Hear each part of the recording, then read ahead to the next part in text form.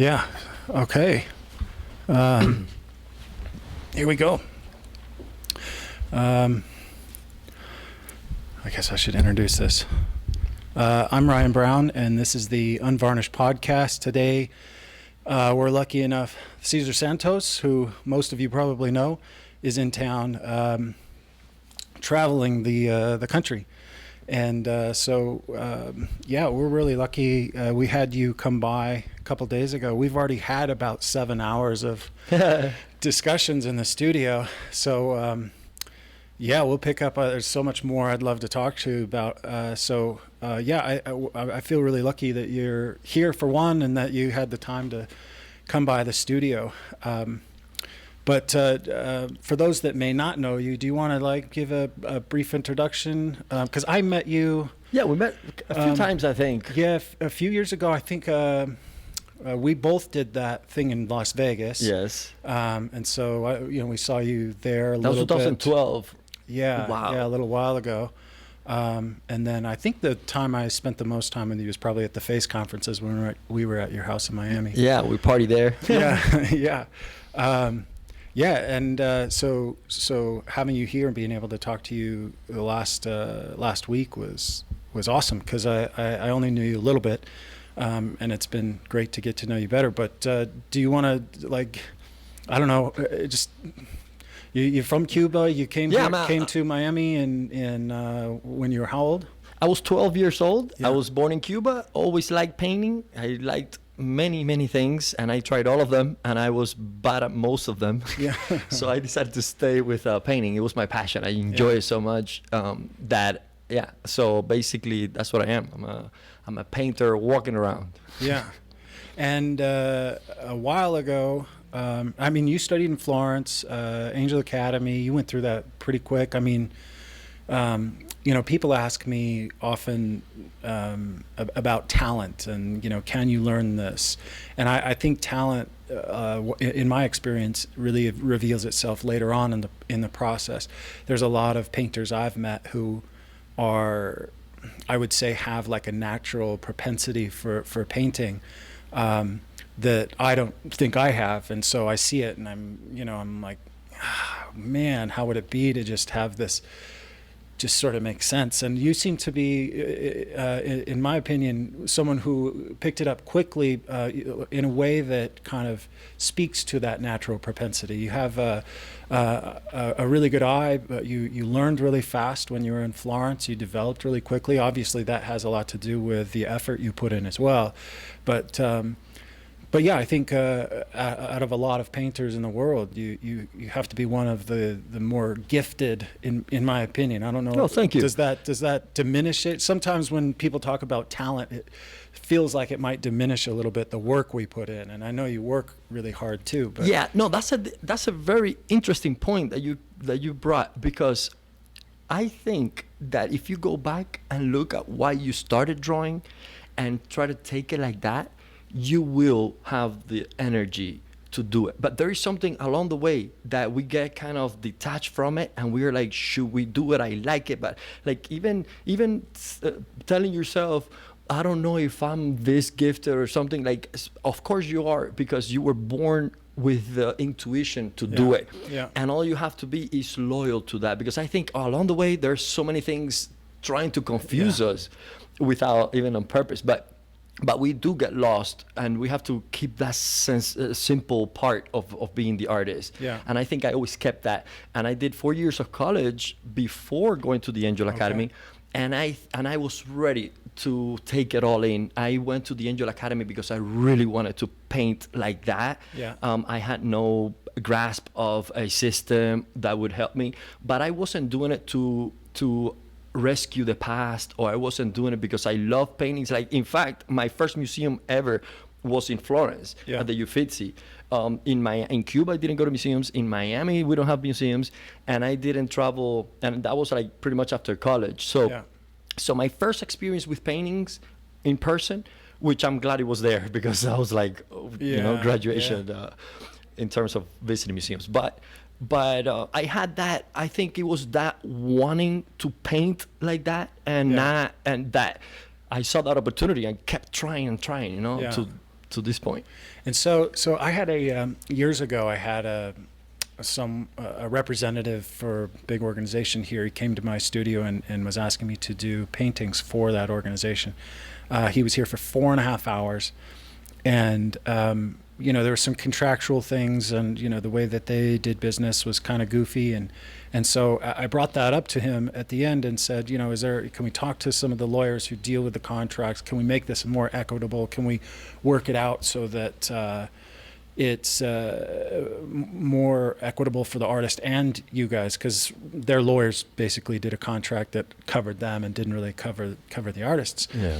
And his response was, you have to understand that you're not in a respectable profession, which what he's saying is that people don't look at artists and art as a viable profession. I've, running the school here, I've run into a lot of parents and students that still feel that desperate need to get their degree. The parents are often nervous about sending their kids into this field because it's so unknown. How do you make a living at it? It feels, they're just, and I grew up without anybody in that world, and so it was this big unknown, and that is a factor that can keep a lot of people out of pursuing it. So what you're talking about is having like that childish intuition, drawing all the time like we all probably did, and loving it, and maybe you're not even knowing why we love it, But what made you think what was that turning point for you that made you think this is possible, I can make a career out of this, versus being a dentist? Well, my parents were very clear as immigrants. We were not going to waste our, time or our trip, because when you leave a country because you cannot survive in it, and you'd rather risk your life crossing the ocean or whatever, it has a depth to it, especially when grown-ups, my parents. So from the beginning, it was clear that I had to make money. Yeah. But I also understood in America that it was easy to make money. It was just a matter of offering value, giving yourself to something that you love, and that in return will give you money, because money is just an endorsement from people that you should be doing whatever you're doing because you're adding value. Right. So then for me, it was very clear. My parents didn't have a background with art. They had no idea. And they were a little bit also questioning about the degree and all this. But I actually like the challenge that you mentioned, that nobody really, in our culture, artists are like the weirdos. Yeah. I kind of like that. And I would prefer that than being served too easily, because I think art is better when it goes underground, when it goes against the current, and when it proves stuff, like when you show people things that they never seen before. Yeah. And I like that too. So it depends on the personality too. Sure. There are artists that are, introspective, and most of artists are like that. So it's an interesting balance. For me, it was just like a spirit was up. Yeah. You seem to have that personality, because it does take a kind of entrepreneurial personality, because in most art schools, you're not learning anything about business. You're not learning anything about accounting. The business side of it is kind of left out of it all. And so you develop these skills, but you don't necessarily, it doesn't mean that you have the mentality to start a business that's what it is. We're all small business owners basically. And so we have to figure out how to manage things, how to do our bookkeeping, how to promote ourselves, blah, blah, blah. And so I think, I think personality wise is something that I've seen has separated people that may get the education that might be technically really good, but you still have to have that entrepreneurial mindset. And you seem to have that, a lot. You're bold, you're confident, you're just super gregarious and put yourself out there. And I think that's what people respond to, right? I mean, you've got the energy that draws people in. It's Yeah. exciting to watch. I mean, I'm enjoying my life so much doing it that Yeah. I want to share it. And I think that's why people feel it. They're like, man, I can feel it if I get involved in something so deeply Right. that means something to them. And I keep telling any person that they can be an artist of whatever they're doing, because if Yeah. they take whatever they're doing to their mastery and try to express whatever they're doing with their best intention and potential, I think that makes artistic results regardless of the profession. Right. I mean, we have seen like, many companies who have used that, from Apple to Harley Right. Davidson to like big brands are artistic in a sense. Yeah. And I think, I think that's why we are missing more and more, and that's why it's contagious. People Yeah. see you living like that, and they're like, I want to have a piece of that journey. Yeah, yeah. It's like I think the reason why we loved watching Anthony Bourdain. It's just seeing people live a life of passion, and seeing people develop a skill in anything handmade, anything that like you put your like all of your human effort into to perfect this thing that ultimately I think is a service-oriented pursuit. I mean, we're making things that are obviously coming from within us, but we're doing it particularly to share. Mm-hmm. And I think people respond to that across the board, no matter what it is, whether it's somebody building a coffee table or making a painting or making a great meal or whatever. It's something that we all crave, that human connection that kind of binds us all.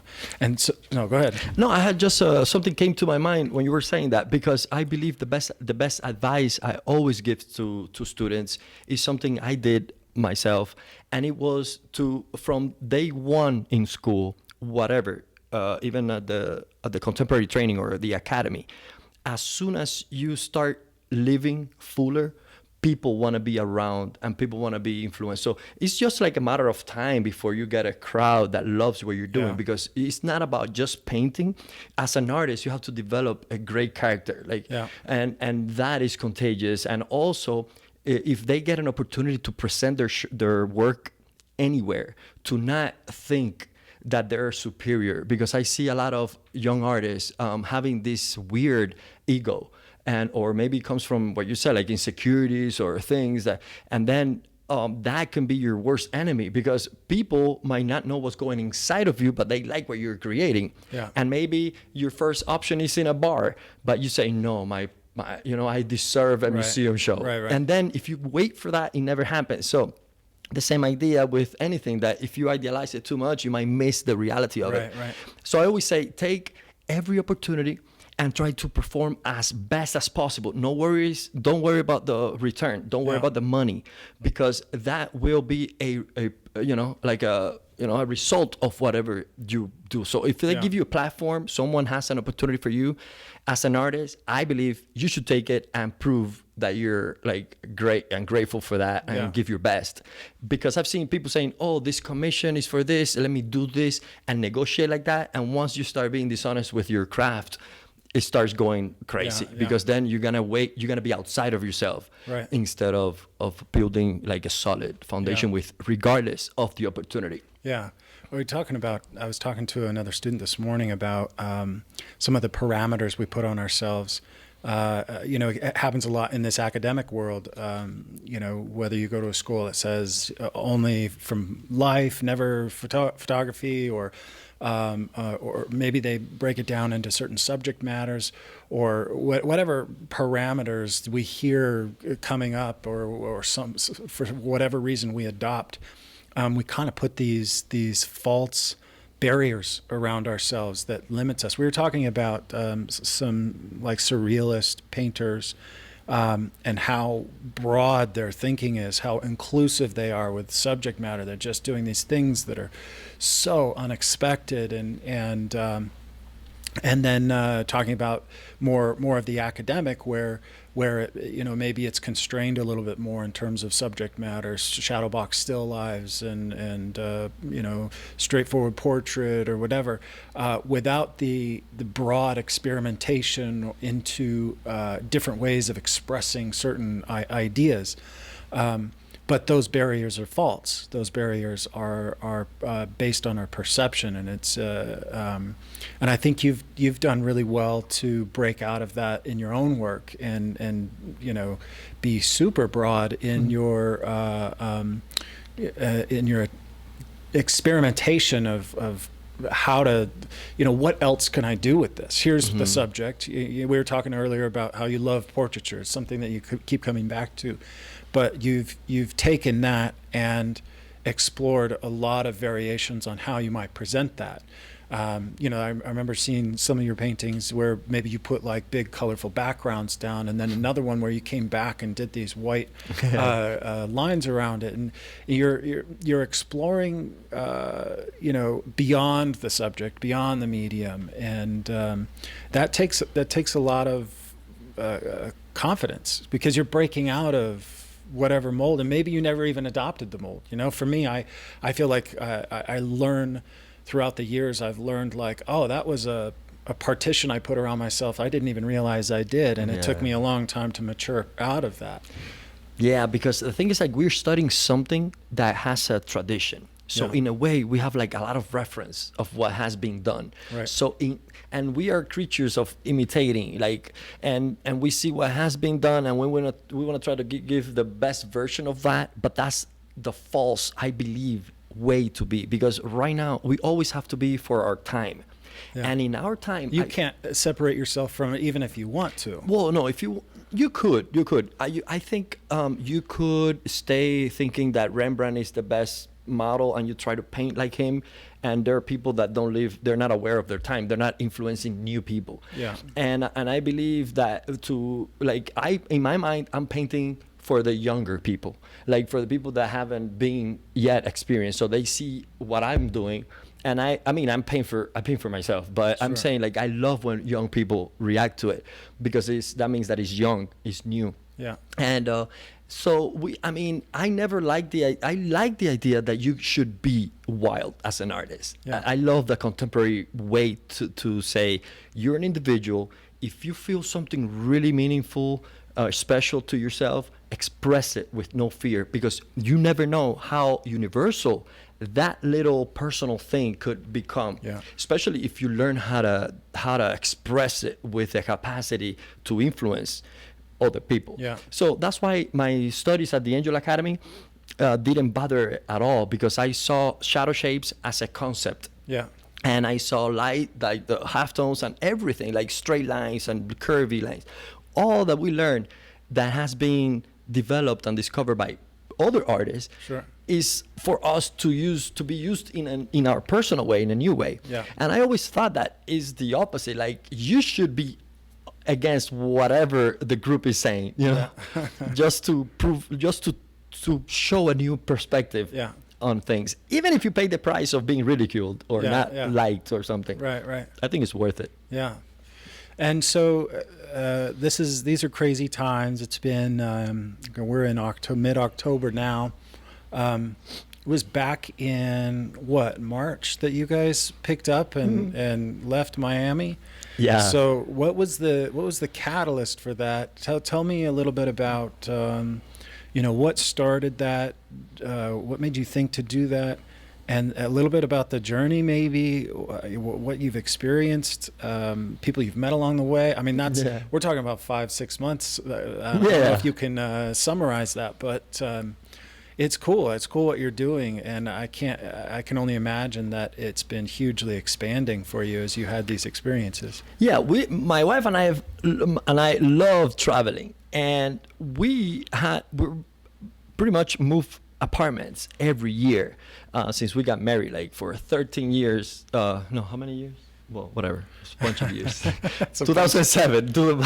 Yeah. But anyways, for every year we will move apartments, and we didn't have anything more than a mattress and my tools. So we would go and change apartments. We'll move to New York. We moved to Sweden, and we did all this experimenting, traveling. But I've been for a while in a set home in Miami, and then I wanted to change something. After 7 years of living there, I said, let's build a huge studio. I need to have like a big studio. So I started saving for that, and I brought the architects. I had like the whole plan.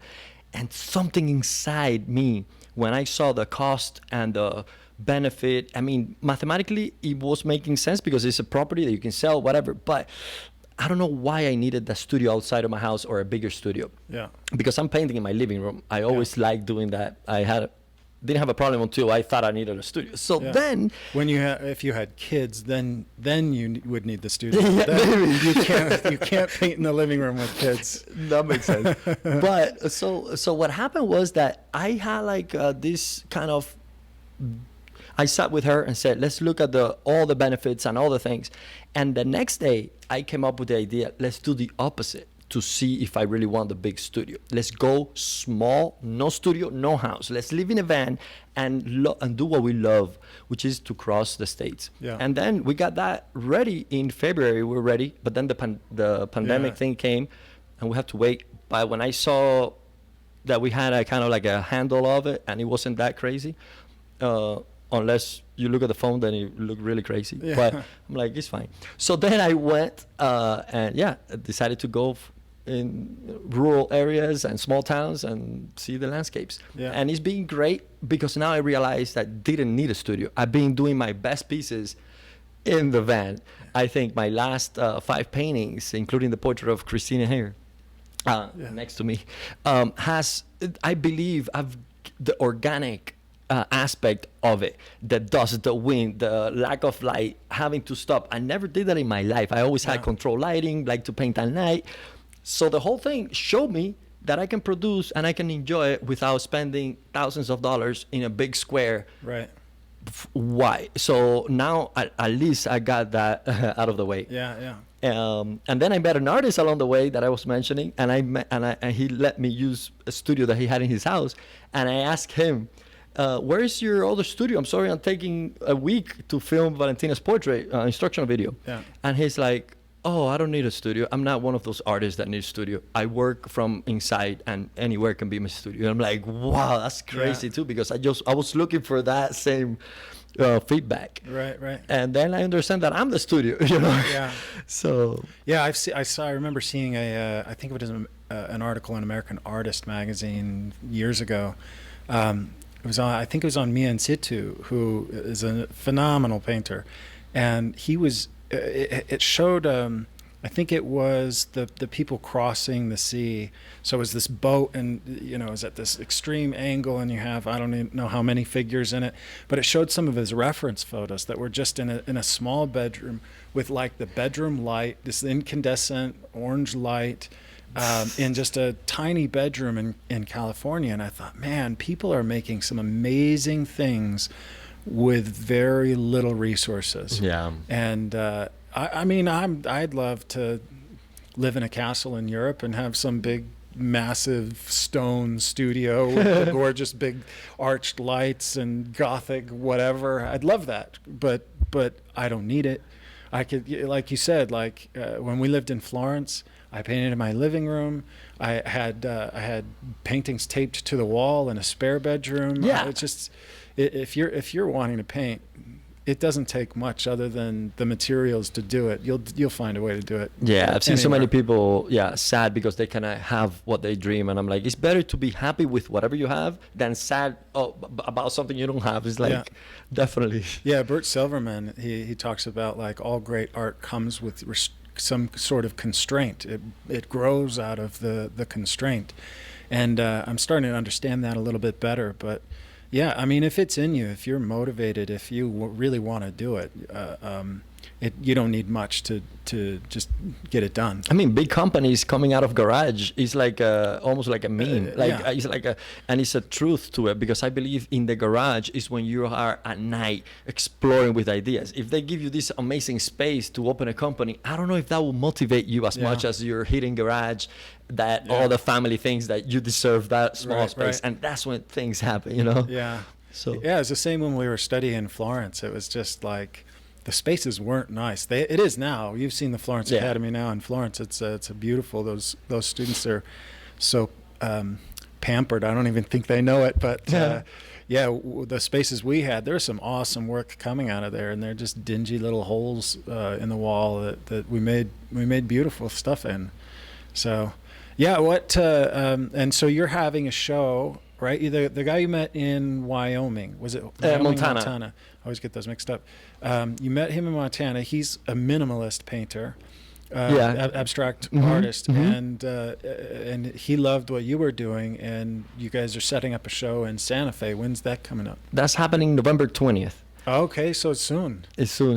Yeah, that's why you lock yourself down, so you can get stuff done. I need to work. I know it's nice to hang out, but yeah. I came up and invited Cesar to dinner, and you were locked in. You were like maybe not. But I mean, I wanted it, but I knew you probably wouldn't come because you had this laser focus on this painting. Yeah, it's when you get that zone, man. You got to follow it. Yeah, maybe also the invitation, because I am not like a passionate eater. Like I see food as a thing that I have to do every day. Get it over with. I don't want this to be taken away from my projects. But I loved just seeing that because I've felt it. You know, I saw you sitting there painting, and I was like, yeah, he's locked in. Thank you for understanding. Only an artist can understand that. Yeah. Would you mind, over on that table is his little sketch of you. I just wanted to show that real quick. Is it dry already? Yeah. And then you could show the one that you did. Difference between 3.5 hours, 3 hours. Basic color study turned into really beautiful finished studio work. The 8x10 you did is we're going to have in a show in November that we're doing as well, called Recovering 2020, and we've got a bunch of artists that it's going to be a fundraiser for the Masters Academy. We're having I think about 60 or more works up for sale. They'll all start at $600. It's Black Friday weekend. I'm using this to promote. Of course. I mean, I'm glad to be part of it. Yeah, Black Friday weekend. It's everything will start at $600 and it'll be on auction for that whole weekend. It's to raise money for the school for supplies we need, hopefully to bring in teachers. We might even bring you back to teach if you're interested.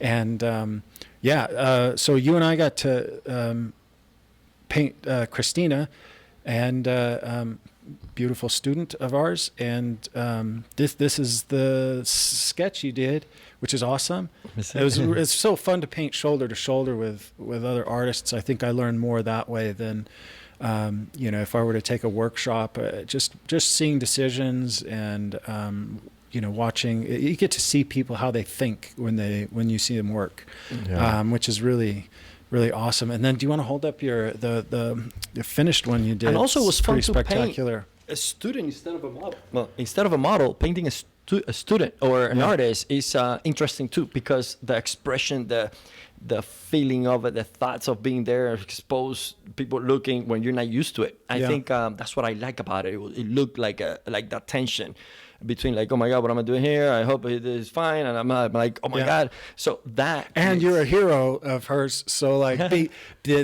just the excitement of being painted by your hero has to be amazing. Yeah, in a couple of years, she would go over that and be like, oh, I'm painting better now. Well, when I was young.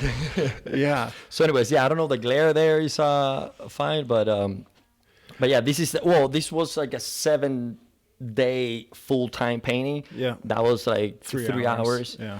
With breaks. This was from a photo, so no breaks. Yeah. But yeah, this is the way I like to paint. I love that the Angel Academy showed me how to read paintings and how to be able to invent technique every time you approach a painting, depending on the subject.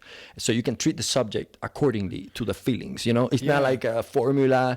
And I love that about the academic process. I mean, how many masters came out very different from the same principles? Right. And that's why I don't want people to get confused sometimes when they're thinking about the academies, like everybody's the same. I'm like, most people will be the same because it's an instruction that works. Right. And the teacher is the one they're directing it. But if you ignore that and just take it personal and you say, okay, what does that mean to me? Right. And then do it.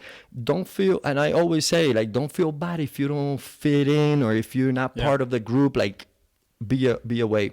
But the indirect approach, like, for me, is more freeing than an alla prima where I have to do everything. Like, I'm not used to it, and I've seen so many great artists doing it. So it depends on the personal system, and I'm always for it. Yeah, I love the way.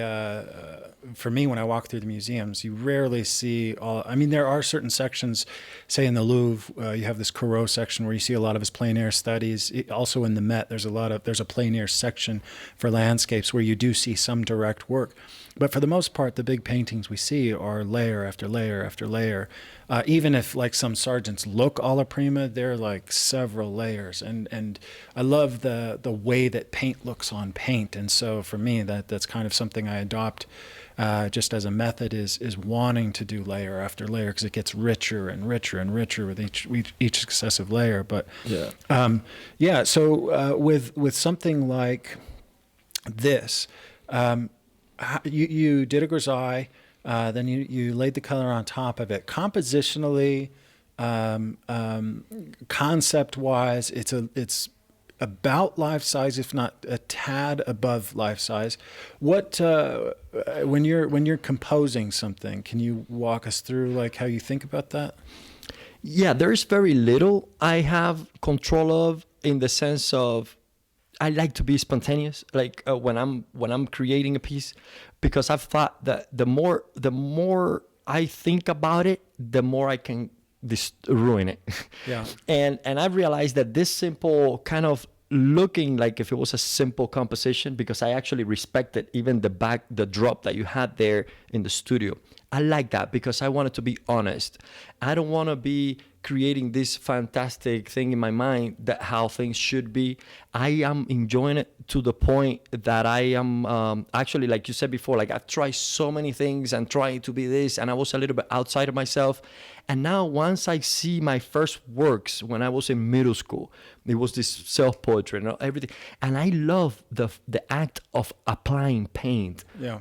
And especially in portraiture and flesh colors. I love that. So I am deciding to do this simple thing so that I can focus all my energy as narrow as possible. Yeah. And if the feedback could be it's just a portrait, but I can say that about many paintings in the museums. Sure. And if there is a way for me to create that filter that only I can reproduce a portrait such as this, then I accomplish something for me and for my time. Yeah. Even if it's simple. But like everybody has to accept what they are. And sometimes when I start composing, I get lost and I start controlling too much, and they don't come out as fresh as simple things. So I'm studying myself and seeing how I can just express a little bit of me to the maximum capacity instead of a lot of what I know and be diluted or something. Yeah. So basically, in this one, I started differently. I did the grisaille that you passed by and saw.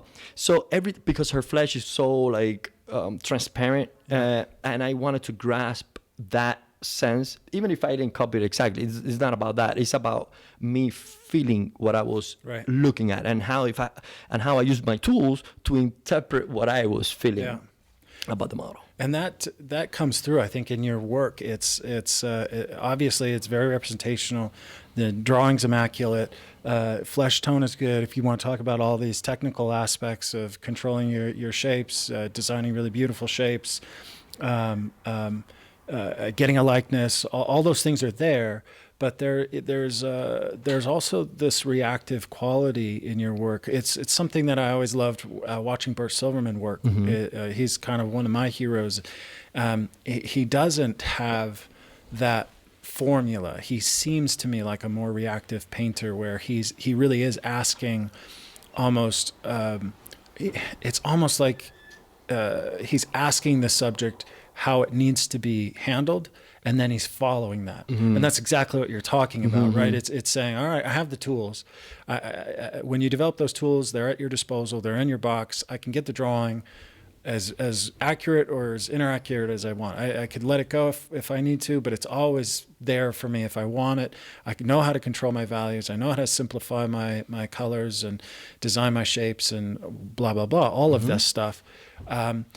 But it's something I try to do as well, is really be aware of what am I trying to say, and what does the subject need in terms of its handling in order to feel unique in itself. And so you're constantly kind of reassessing how you might approach it. There might be similar things. You might go back to a grisaille first quite often, just because it's, it's familiar. I know I can accomplish these things through it. But you're still asking yourself all the way through the process. You have in your head the memory of who she was, your interaction with her, your feelings in that moment when you were painting her.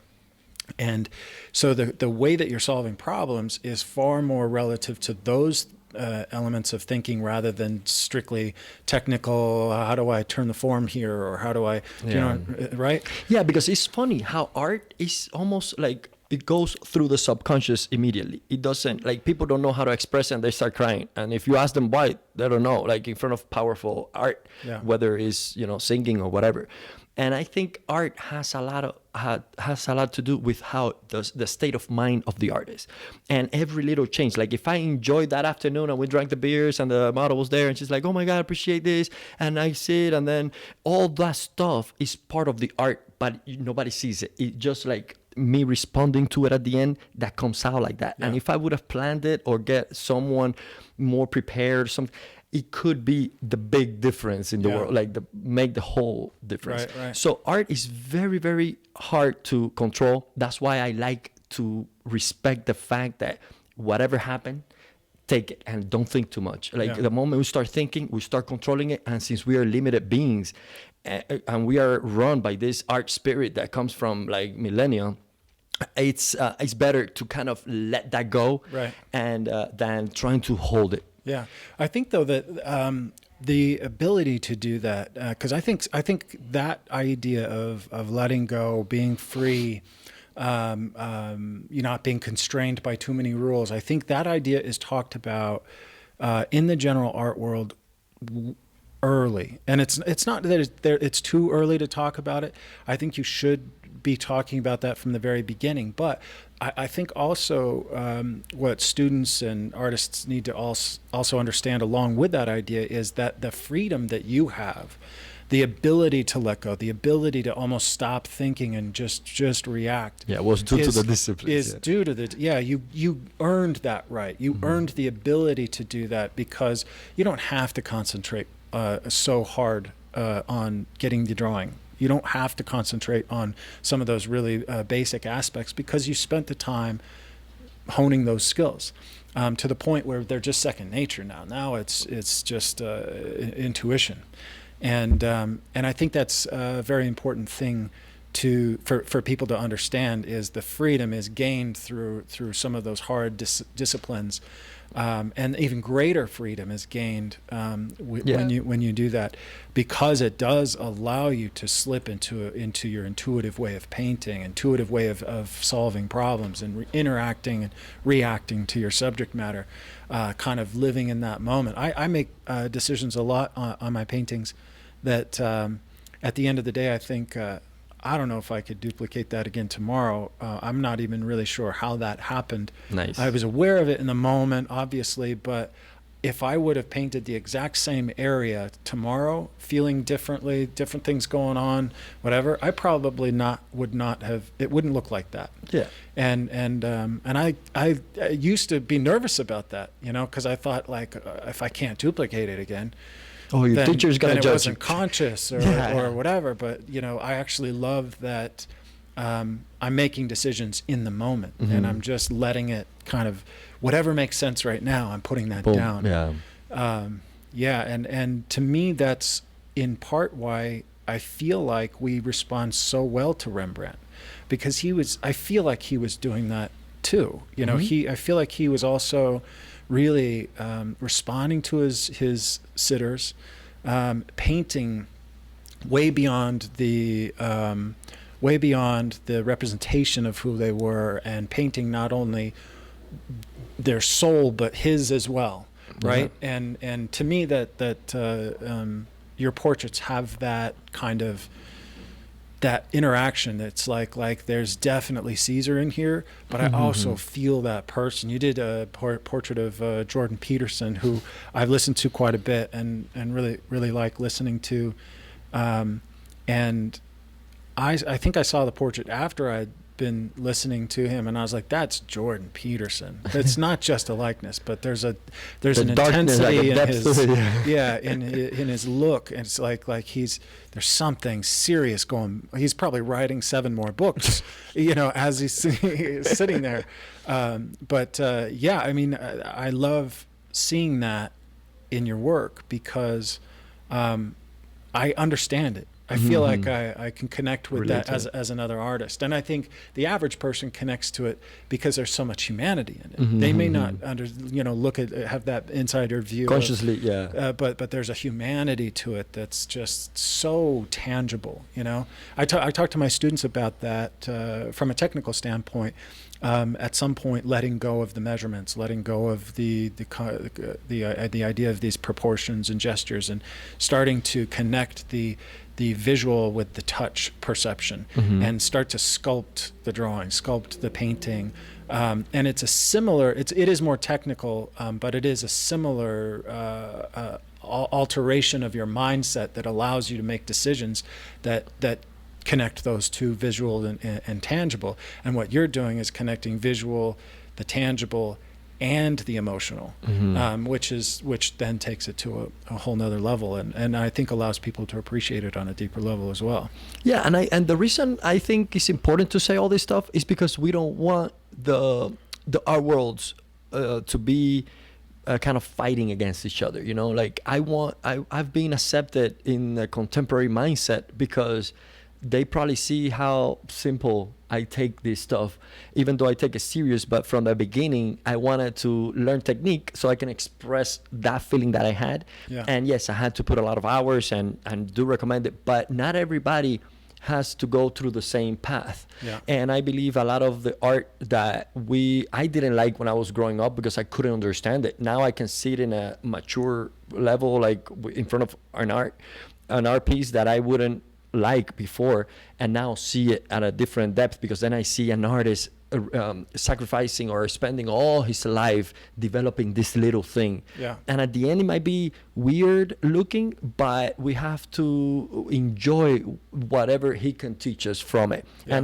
And if he has been lucky to be shown and being able to be translated almost by people that know how to present it, then it's better for whoever can experience that and be like, oh my God, I didn't know someone had that fixation and his whole life to do this. Like most people wouldn't believe that's real. Yeah. But once you feel like that kid spirit wanting to play around with visuals, I think that's the way. And I think now, like, your academy is important, and all these academies that we train are making a statement in our time saying, give us something to have more discipline. Yeah. We have artistic intuition that's never gonna run out. Like every generation is gonna have that, but I think it's enough to be this crazy. Let's try to see if I can organize those emotions and really connect to a broader audience, so that it's not either superficial or too hard to understand, Right. Yeah, I think representation for me, and I always make the argument that when you can connect to somebody's average daily experience, there's something about your ability to communicate certain ideas that can only be done through that recognition, and which isn't to disqualify purely abstract work, but there's not the same connection because there's a disconnect with what it is or what it should be or what it means to me. When you put something representational in a work, there's immediate recognition. It's something that whether it's a person, a plant, a landscape, a sunset, whatever, there's something about our collected human experience that's going to respond to something represented visually. And so to me, that being a representational artist was never an option. I just wanted to communicate that, which doesn't mean you can't have I don't typically in my work have big abstract moments, but I love a lot of work that does. And there's obviously a lot of interest that you can get in abstraction. I don't know where I'm going with this thought. I'd actually really love to hear maybe some of your insights in just as you've traveled around, Have you painted? I know that the portrait show that you're going to have coming up in November is more recent. It was it wasn't planned from the very beginning, so Yeah. you didn't necessarily, go across the country and find interesting characters and paint portraits all the way. Yeah. You've been doing landscapes. You've been just kind of like really experiencing the country.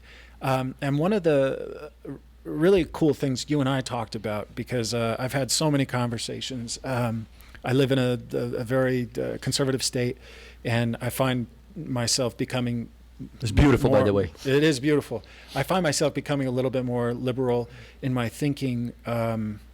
I'm probably far more centrist. We're all probably far more centrist than we're led to believe with social media. But I think that one thing we were talking about is that was really interesting was just the political drama, the tumultuous nature of that COVID's brought to the country, the insanity that makes us feel incredibly separate based on the algorithms that feed us our information, which isn't even really information as much as it is opinion.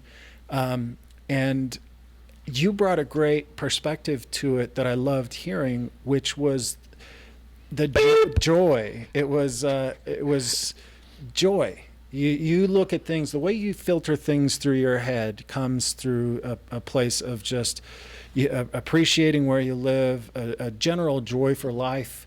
And so you have a positive outlook just in general. Yeah. But one of the things that, for me, what you said helped me break out of my just everything sucks, everything's terrible, is saying like we live the perspective that comes from Cuba. Mm-hmm. It's it could be so much worse. Oh my God! And from many countries. I think all of them. A lot of them. And so the way that you're interpreting what's going on, it has a twist to it that's really amazing for me. I loved hearing it. But can I say something quickly before? I think if life, like for instance, I hear a lot of people saying, "Oh, crazy 2020, crazy year." The year has been the same for me as every year. Like every year now, if you forget the phone, the only difference is that we have the phone and we have the media. Yeah. And then we hear people with their phones and their media. So we are always surrounded with either phones or people with phones, and it's not reality. So if I just laugh at that and think it's a toy, and we are playing with a toy, and since we are super limited human beings, I mean, we are not knowing that we're being caught. We are being followed. We are being invited to play games that other people know how to manage us. And everybody's like, "Oh, I feel like this," because you want to be part of something, but that's a fake. That's someone else's game. So then I laugh and I say, "Guys, the sun is bright. It's beautiful. You have people that love you. You have stuff to do. Stop the madness. Don't listen." Because I grew up without, any technology. I didn't have a TV all the way when I came to Miami. I still saw a TV, and I'm like, "That's weird. They talking to me. I cannot respond. I don't like this game." When I couldn't say anything and they didn't care about me, I'm like, "I don't care about you either." Yeah. So I mean, it's not that harsh, but I think, in fact, like here talking to you, painting the model with my wife, when I go to a market, when I've been traveling across the States, everybody has been so friendly. And I have an accent. My wife has an accent from it. Like we don't look like we're from the town. And I've been told so many times, even though I knew it was wrong, but it was false because I've been in New York, I've been in other states, but mainly big cities. I never went through the interior. And I've heard so many things that were false in my experience, but because if I come out with a good mood and I'm smiling and I want to have a good relationship, I have not met one problem in 6 months. And I've met many people, and I need sometimes to fix stuff. Sometimes I need stuff, and I have to nothing. And I'm like, where is all this chaos coming from? It's only in that little square. And then it could be like, yes, that could be true, but it's millions of people sharing the same thing and influencing people that had nothing to do with it. So I'm not going to be under a tree thinking about my life and philosophy and saying, no, this is not important. I need to see what my my boss told me I should feel today. Oh, depressed, depressed. Yeah. So ridiculous. Well, it's interesting because it does have our reality is our perception, and that's why reality is relative, because it's based on the perception and what we allow into our lives and what we adopt, what kind of helps govern our thinking. And it is refreshing because we get in, for me, I get into ruts. I get into this rut where, gosh, for the last few months, it's just politics, religion, frustration, arguments, or not as many arguments as just discussions, and trying to get people to see things differently, and them trying to get me to see things differently. And ultimately, I know deep down that we probably agree on 99% of things. I know that I probably see eye to eye with most people on most things, and yet this governing factor of this supercomputer that's all important, it's so overpowering culturally. Yeah.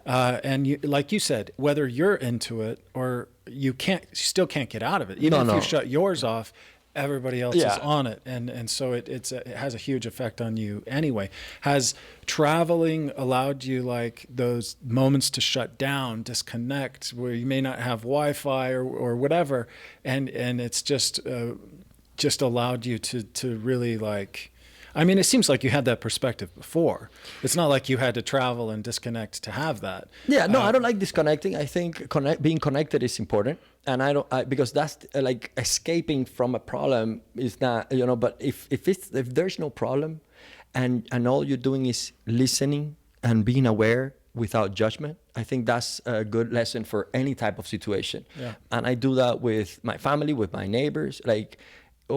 Just try to have the best outlook and the best possible result. And if people don't want to comply and they want to scream, you just turn and keep going. Like, there is no reason why to become a victim of that, because it's optional. Yeah. And also, like, we're being distracted. We have so much potential, especially as artists. Artists have nothing to do what is going on in the sense of, yes, we are part of it, but not to take it literal. This is just a small time in our whole lifespan, And the mask thing, I see a lot of people painting the mask and the thing, and it's a naive response, and it's sad to see, because I would love to see people breaking away from it and saying, no, I'm going to teach you how life can be beautiful, right, and how we can really have done so many good things in time that we can definitely have create the potential for better living and with more meaning.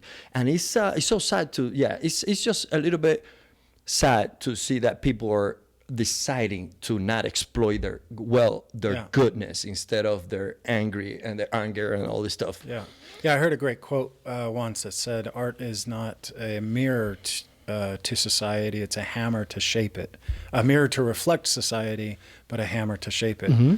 And it's we talked about so many things, but one of the things we kind of talked about was Norman Rockwell, who I love. Just his ability to narrate ideas was so beautiful. And one of the things that I love about some of those early American illustrators was the things that they painted were adopted as cultural icons, right? Norman Rockwell had an impact because he painted what he wanted America to be rather than purely what it was, right? I'm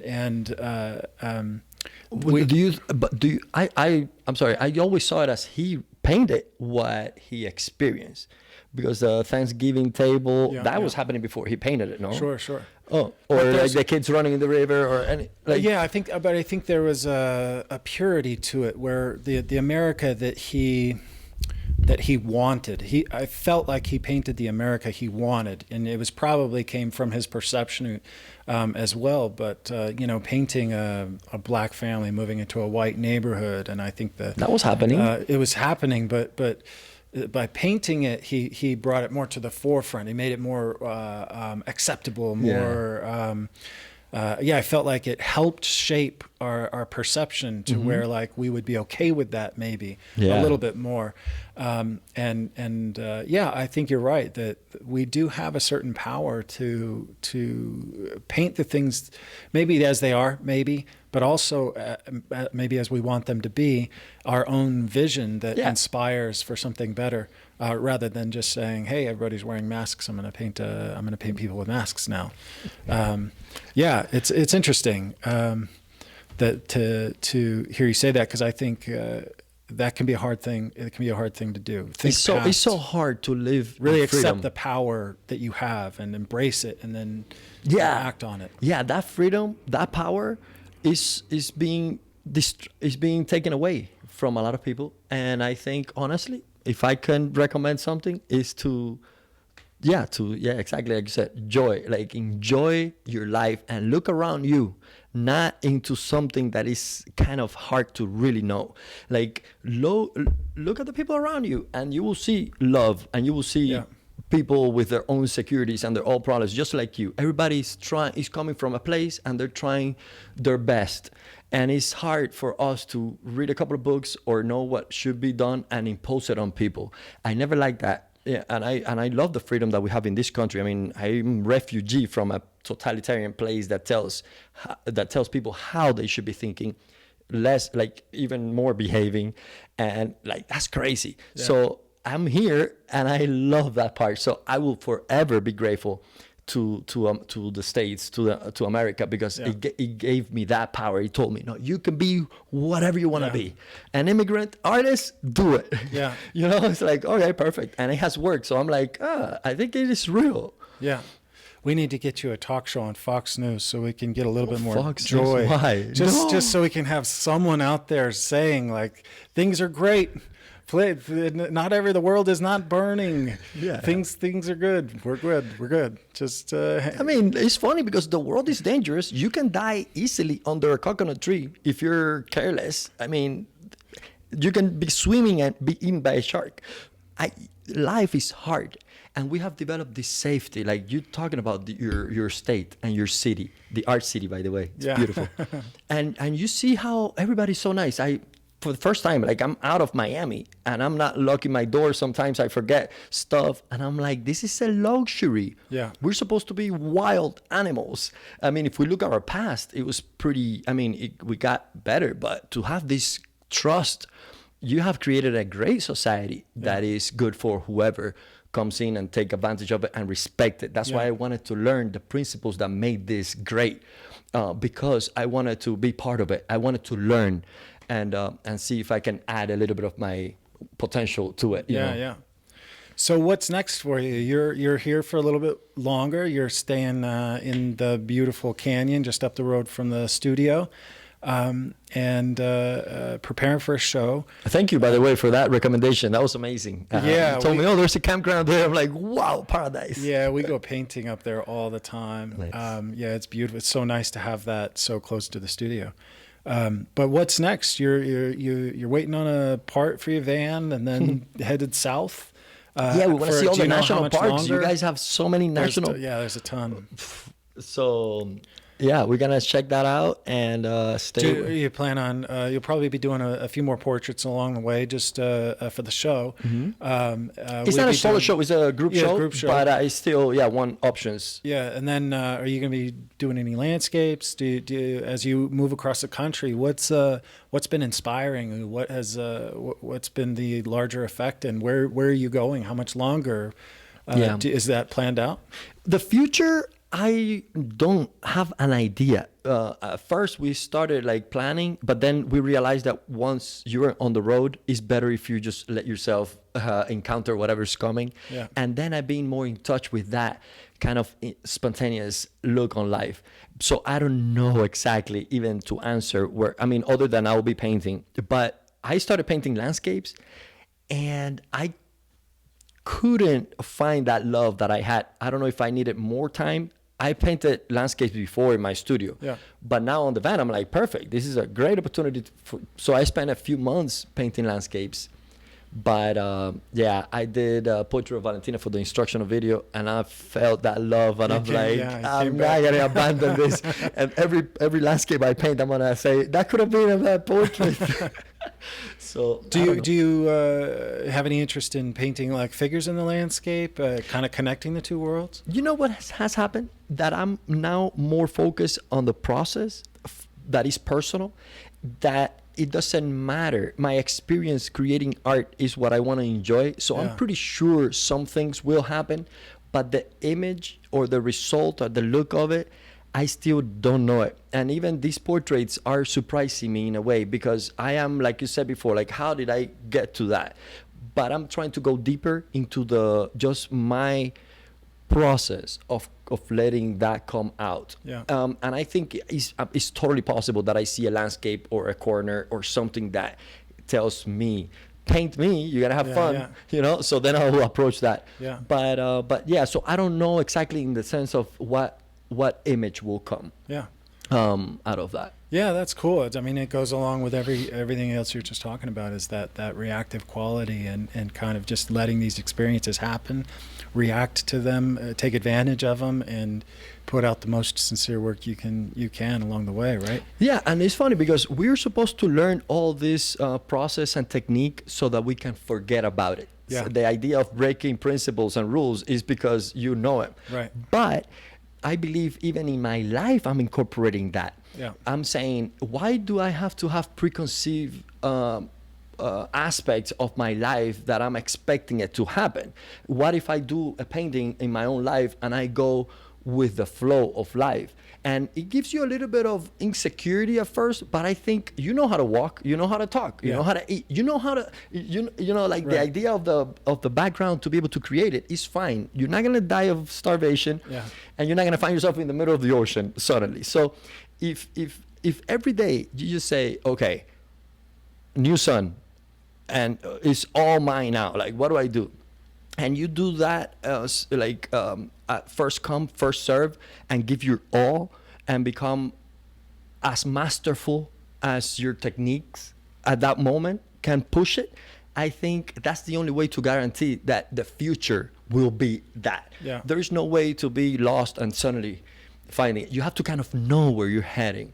And I think life is the best guidance. It's like every day, let's do it. And then go to sleep again. So you know that's gonna happen. So enjoy the rest and see what happens from it. You know, it can be scary, but I think what is exciting about seeing you go through this and do it is you're really proving that if you go at it, you can be reactionary. You can come at it without this big elaborate plan. But the passion comes through and opportunities arise. I mean, you didn't come at this thinking, I'm going to meet a dude in Montana that's going to set up a show and I'm going to do this, this, and this, and I'll have to have this many paintings and on and on. You just did it and the opportunity comes up. And it's I think incredible. For creative people, that's very common. If you're out there and you're really doing it and you're doing it with passion, people will notice. And doors will things open. will happen. Yes, exactly. Actually, what's funniest is that I've always wanted to be in this really contemporary setting so that my pieces won't be judged next to other similar looks. And I always strive that, but for my aesthetics and the language I'm using, it's harder to get involved in that, because the contemporary galleries have they really want to know what the artist is doing. And through the visual language that I've developed, it's hard to show because I'm putting representations of things and it might distract from what I'm actually feeling painting it, which is what is important. So when we took the van, it was the perfect opportunity. I said, pandemic, everybody's dealing with their own problems. Galleries are not having shows. And I have enough savings to be able to endeavor, like to go into this all in. And I told Valentina, let's go and explore, read. I have like all these books that I wanted to read, but I never found the time because I'm like an artist in my house. And now, as soon as I took off, I did that. And then I found the most contemporary place with the... So it's like you're saying, like, trust that, because life is there for you to enjoy it. And all you have to do is take responsibility for yourself. And that's what I learned from Jordan Peterson. Yeah. Great psychologist. Yeah. And that gave me that freedom to say, oh, okay, that's how things work. Then I'm not going to worry about the things that are not up to me, you know? Yeah, it's great to realize that the best you can do for others is refine yourself first, and then you have a better positive impact on everyone else. I think that's a great place to maybe stop, a great thought to stop on. Thank you so much for taking the time to come out. We can hang out a little bit longer, maybe have a few drinks or whatever. Yeah, the coffee's done, so I'm ready for the next one. But yeah, I really appreciate it. Thank you for this. Just a reminder, we have this show, this sketch will be a part of the fundraiser coming up Black Friday. So watch for that. It'll be on the Masters Academy website, www.mastersacademyofart.com. Where you have a website, obviously? I have a website with new instructional videos, and I think that's the best value I could give to artists, because artists can see these and be like, okay, thanks, how do I do it? So CesarSantos.com, or my Instagram link will take you to my studio and the way I paint and approach painting. So I have instructional videos for that. Yeah. And you have a YouTube channel as well. It's kind of chronicling your whole journey. So check Cesar's YouTube channel. Cesar Santos. Cesar Santos, and follow him on Instagram and check out his stuff. You're one of the great living painters of our day. Oh, thank you, Ryan, for having me here. Yeah, thanks so much. That's it. All right. Thanks. Awesome. That went good. It's funny to hear myself through this, like, cool. Vale. All the